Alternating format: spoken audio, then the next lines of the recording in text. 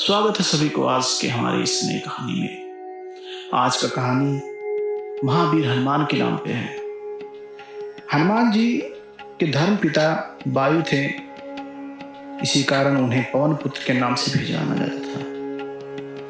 बचपन से ही दिव्य होने के साथ साथ उनके अंदर असीमित शक्तियों का भंडार था। बालपन में एक बार सूर्य को पका हुआ फल समझकर उसे वो खाने के लिए उड़कर जाने लगे। उसी समय इंद्र ने उन्हें रोकने का प्रयास में वज्र से प्रहार कर दिया। वज्र का प्रहार इतना भयानक था कि हनुमान की चुट्टी टूट गई और मूर्छित होकर वो धरती पर गिर गए। इस घटना से कुपित होकर पवन देव ने संसार भर के वायु प्रभाव को रोक दिया, जिसके कारण सभी प्राणियों में हाहाकार मच गया। वायुदेव को शांत करने के लिए अंत में इंद्रदेव ने अपने द्वारा किए गए वज्र प्रभाव को वापस ले लिया। साथ ही साथ अन्य देवताओं ने बालक हनुमान को कई वरदान दिए, तथापि वज्र से प्रभाव के कारण हनुमान की चुट्टी पे कभी न मिटने वाला चिन्ह छोड़ दिया।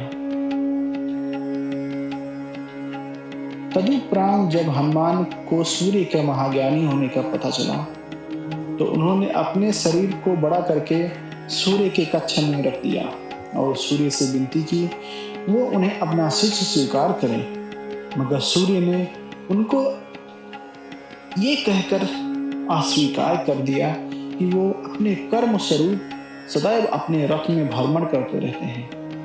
अंततः हनुमान प्रभावपूर्ण तरीके से शिक्षा ग्रहण नहीं कर पाएंगे। सूर्यदेव की बातों से विचलित हुए बिना हनुमान ने अपने शरीर को और बड़ा किया और एक पैर को पूर्वी छोर और दूसरे पैर को पश्चिम छोर पर रख के ना सूर्य देव से विनती करने लगे।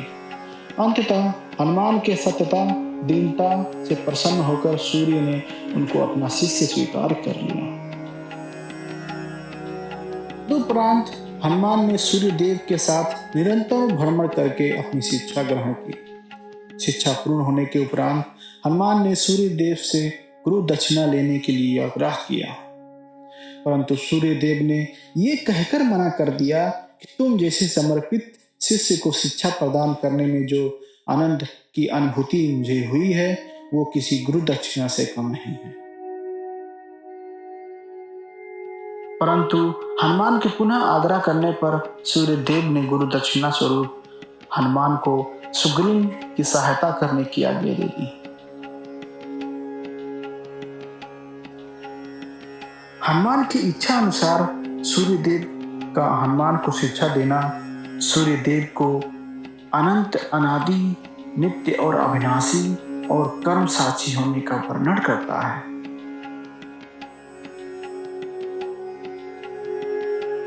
हनुमान जी बालपन से ही बहुत नटखट थे और उन्हें अपने स्वभाव से साधु संतों को सताते थे और वो उनकी पूजा सामग्री और आदि कई वस्तुओं को छीन झपाट कर लेते थे।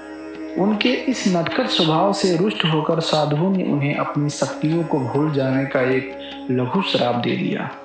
इस श्राप के प्रभाव से हनुमान अपने सभी शक्तियों को अस्थायी रूप से भूल जाते थे और पुनः किसी अन्य के स्मरण कराने पर ही उन्हें अपनी जिन शक्तियों का स्मरण होता था।